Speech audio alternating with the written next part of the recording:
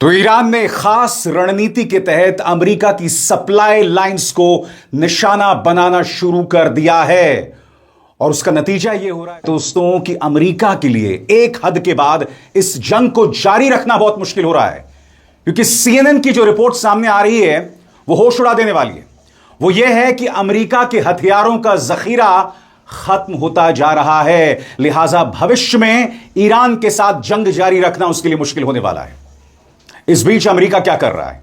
America Iran के न सिर्फ तेल ठिकानों पर हमला कर रहा है बल्कि वाटर सप्लाई लाइंस पर हमला कर रहा है। और इसके पीछे अमेरिका की सोच को समझिए, वो कहीं ना कहीं उनके सिविलियन इंटरेस्ट को टारगेट कर रहा है, क्योंकि अगर आप वाटर लाइंस को टारगेट करते हैं तो लोगों पर असर पड़ता है, अगर आप तेल ठिकानों पर निशाना साधते हैं तो लोगों पर असर पड़ता है।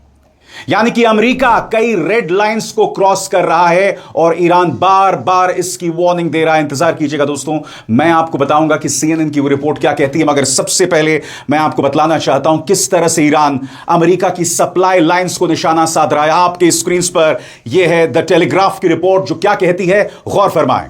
ईरान ने हॉर्मुज स्ट्रेट पर अपना कंट्रोल मजबूत करने की कोशिश के तहत खाड़ी इलाकों में कई जगह अमेरिकी ठिकानों और सप्लाई लाइंस को निशाना बनाया है। ईरान की इस्लामिक रेवोल्यूशनरी गार्ड कोर का दावा है कि जवाबी हमलों की इस श्रृंखला में उसने अमेरिका की कई अहम सैन्य सुविधाओं को नष्ट कर दिया है। इनमें ओमान के दुक्म बंदरगाह पर मौजूद एक ईंधन भरने वाला स्टेशन भी शामिल है। और अब मैं आपको एक वीडियो दिखाना चाहता हूं दोस्तों, जो रॉयटर्स ने जारी किया है। यहां पर रॉयटर्स क्या कह रहा है मैं आपको बताना चाहता हूं। US and Iranian forces have exchanged heavy missile and drone assaults with Tehran targeting US facilities in states across the gulf.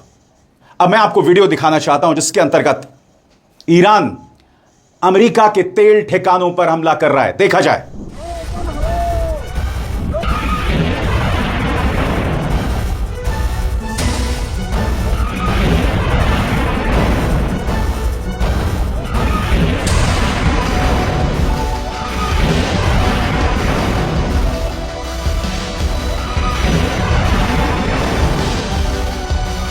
और जैसे कि हम लगातार बता रहे हैं, ईरान लगातार अमेरिका की सप्लाई लाइंस को टारगेट कर रहा है ताकि आने वाले वक्त में अमेरिका ईरान पर हमला ना कर सके। जैसे कि आप देख सकते हैं, जॉर्डन के अंदर जो प्रिंस हसन एयर बेस है वहां पर एम्युनिशन स्टोरेज और तेल डिपो पर ईरान ने ताजा हमला किया है और बताया जा रहा है कि यह हमला कामयाब हुआ है।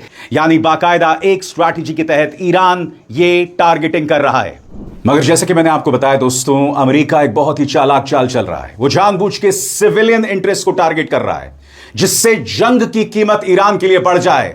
खबर आपके स्क्रीन पर, इंतजार कीजिएगा, मैं आपको बाकायदा वो वीडियोस दिखाने वाला हूं जिसके अंतर्गत अमेरिका ईरान के तेल ठिकानों और वाटर लाइंस को टारगेट कर रहा है। और हां, जैसे मैंने बताया, यह जंग अब अमेरिका के लिए बहुत ज्यादा कॉस्टली होने वाली है। कैसे? कुछ देर बाद आपके स्क्रीन पर।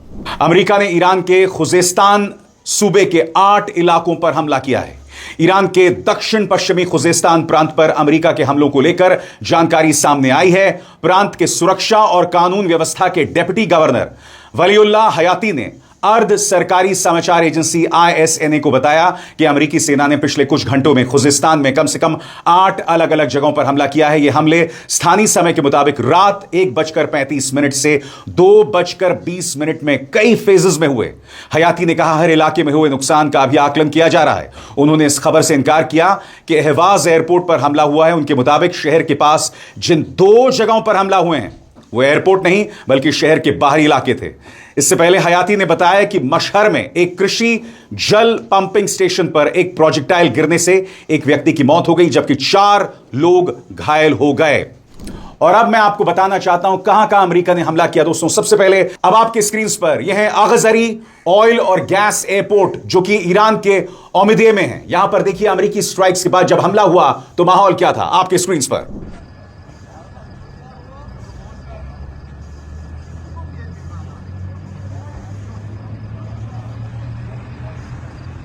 इसके अलावा वाटर पंपिंग स्टेशंस पर निशाना। मैं फिर आपसे पूछना चाहता हूं, आखिर अमेरिका ईरान के परमाणु संयंत्रों पर क्यों हमला कर रहा है? क्योंकि अगर आप न्यूक्लियर प्लांट्स पर हमला करेंगे तो उससे जो रेडिएशन लीक होगा उससे कई आम लोग मारे जा सकते हैं। मगर अमेरिका और इसराइल को इस बात की कतई परवाह नहीं है। और दूसरी तरफ जैसे मैंने बताया, वाटर पंपिंग स्टेशंस पर हमला। अल जजीरा इस बारे में क्या कह रहा है, गौर फरमाएं। ब्रेकिंग, ईरान के खुजेस्तान प्रांत के एक वरिष्ठ अधिकारी ने बताया है कि मशहर में खेती के लिए पानी पहुंचाने वाले एक पंपिंग स्टेशन पर अमेरिकी हथियार गिरने से एक व्यक्ति की मौत हो गई और 4 लोग घायल हो गए।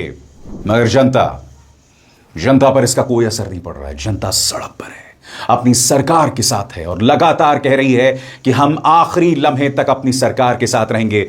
देखिए ईरान की सड़कों पर अब भी किस तरह का जोश, जुनून और जश्न मनाया जा रहा है, देखा जाए।